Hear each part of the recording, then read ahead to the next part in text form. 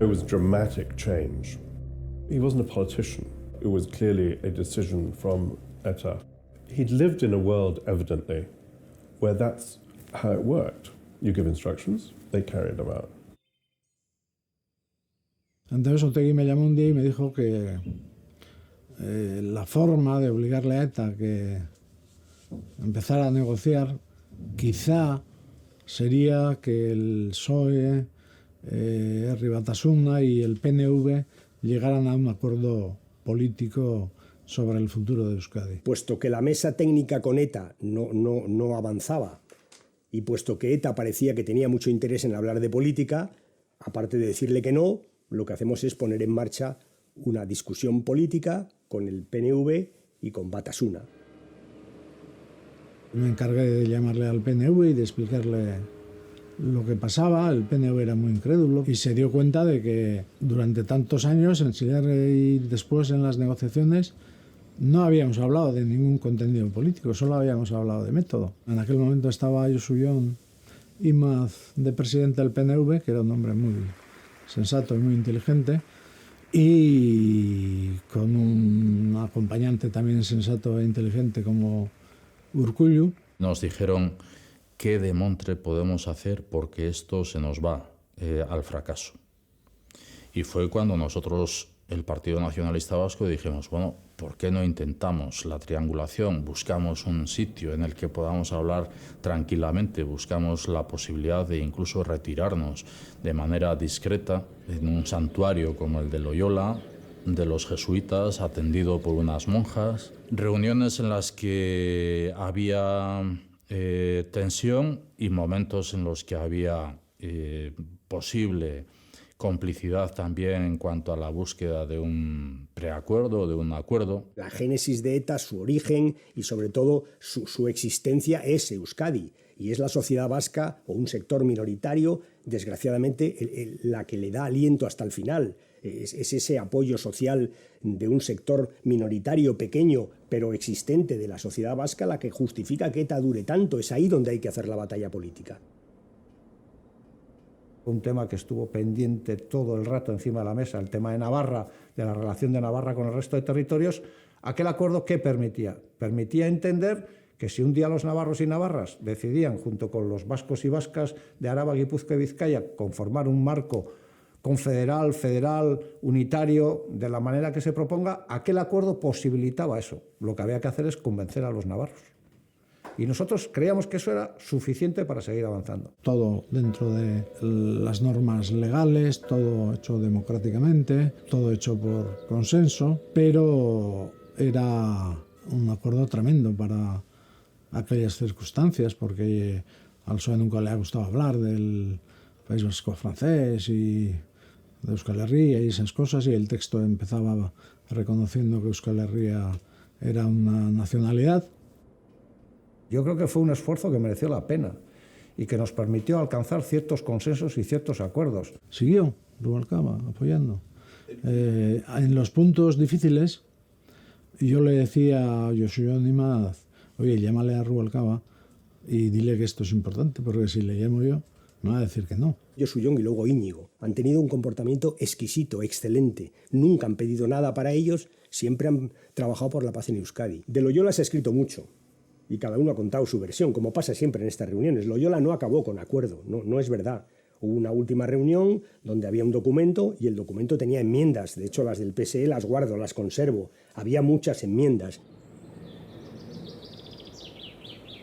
Y teníamos una botella de champán guardada ahí en Chillarre para cuando hubiera acuerdo.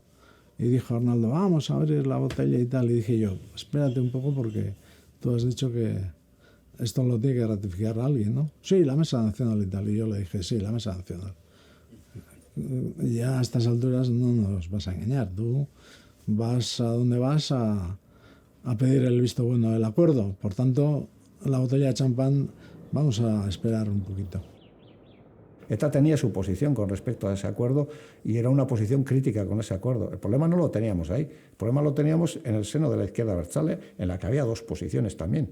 Y por lo tanto, a nosotros aquel acuerdo, si lo llegamos a suscribir, no nos hubiese generado un problema con ETA. nos hubiese generado un problema dentro de la izquierda abertzale, que era lo que queríamos evitar. Y Otegi cruza Francia para pedirle a ETA el acuerdo para firmar, o el ok para firmar ese acuerdo. Y ETA le dice que no.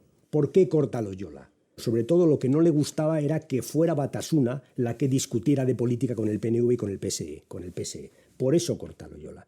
¿Qué es Loyola? Al final Loyola es la demostración que Batasuna tiene que asumir de que ETA no quiere sino hablar de política. Nos lleva a pensar, bueno, ETA una vez más ha sentido vértigo. ¿Vértigo de qué? De creer que si ellos daban un paso de fin de la organización terrorista iban a ser considerados como traidores por su propia causa. El robo de estas 350 armas es el primero que se atribuye a ETA desde que el pasado 22 de marzo anunciaran el alto el fuego permanente. Esta es la empresa en la que se produjo el robo y la policía francesa cree que ETA ha podido utilizar el vehículo encontrado anoche para huir de aquí. El diálogo democrático es imposible con violencia, y para decirles que si de lo que se trata es de construir la paz en Euskadi sobre la convivencia, se trata de construirla respetando siempre la legalidad.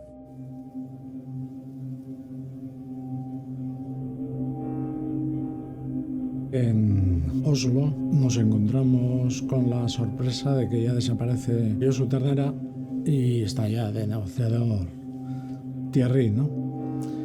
Entonces Thierry pide tener una conversación conmigo para tratar del tema.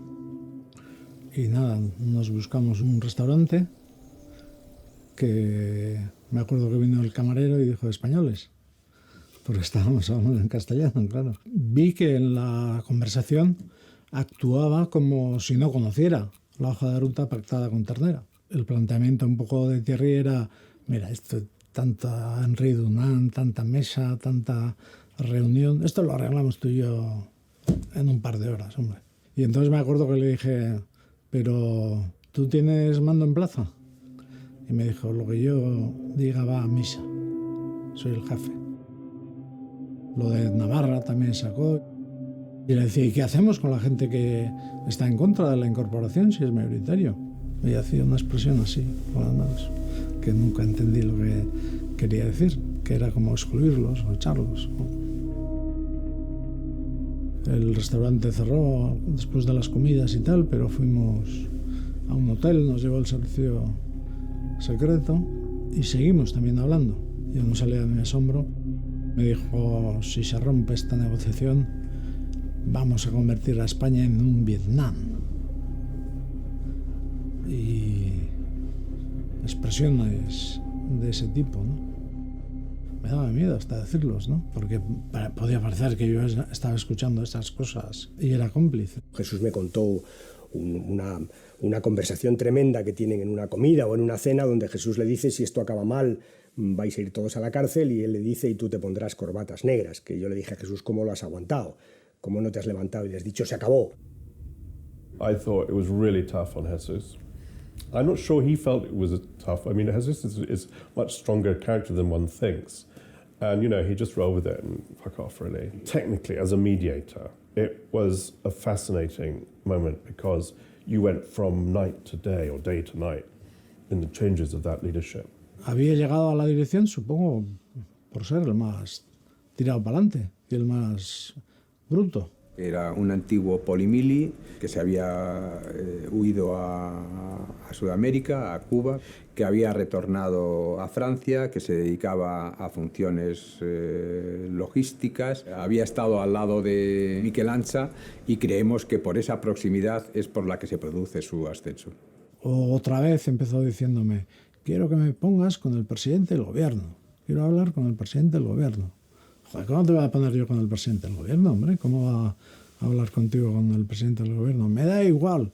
Quiero hablar con el presidente del gobierno y convencerle. Tal.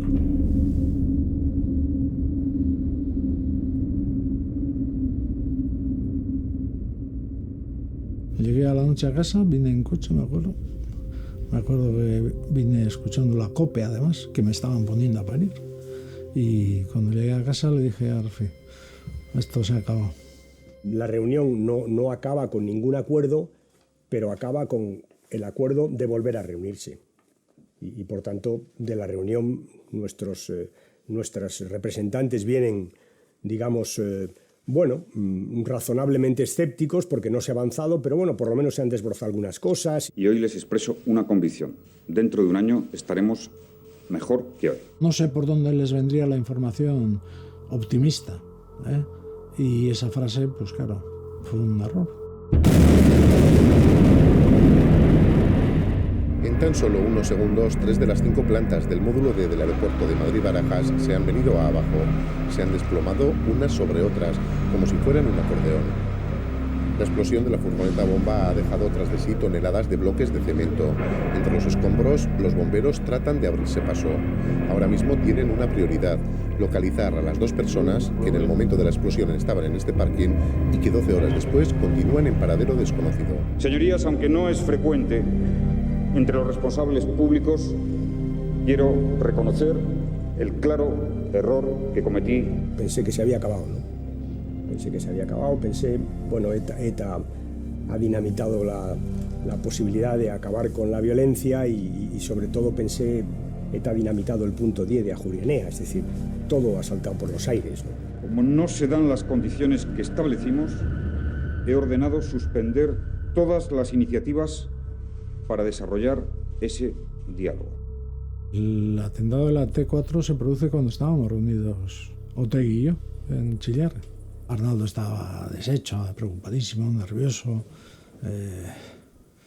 y todo el rato decía, oye, a pesar de todo hay que seguir. Y yo le decía, pues nada, quizás esto se acabó, hombre.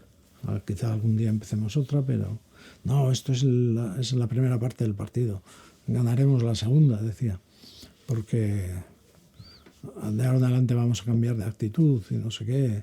O sea que desde el momento del atentado, Arnaldo estaba decidido ya a hacer lo que hizo después, ¿eh? Me informaron que había muerto 2, entonces ya se hundió más todavía porque tenía la esperanza de que no hubiera muertos.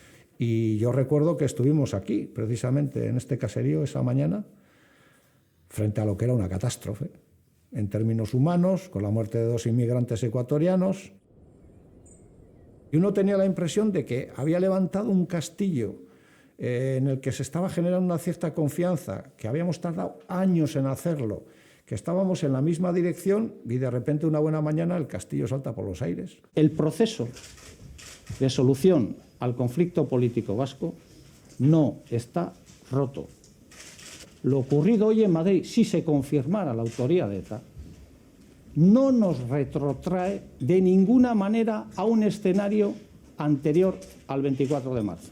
Al día siguiente recuerdo que vi una foto que nunca he olvidado, ¿no? Que es una foto que están en el ascensor, la puerta no se ha cerrado todavía, los máximos responsables de Batasuna, estaba Otegi, yo creo que estaba Johnny Gorizelaya, me parece que estaba Permach, creo que Rufi, Echeverría, sí. Me parece que estaban todos ellos, y cuando vi las caras dije, bueno, es evidente que ETA ha empezado a romper con Batasuna. Y nosotros esa misma mañana damos una rueda de prensa en la que exigimos a ETA que vuelva al estado de la tregua y que entienda que no puede haber un proceso con atentados.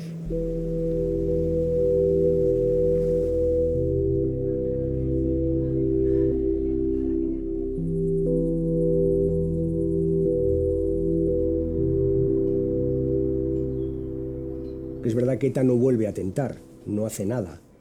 La policía y la Guardia Civil sí, de hecho recuerdo que por ese tiempo, debió ser febrero o marzo, febrero se desarticula el Comando Guipúzcoa. Las 8 personas detenidas han sido trasladadas hoy a dependencias de la Guardia Civil de Madrid.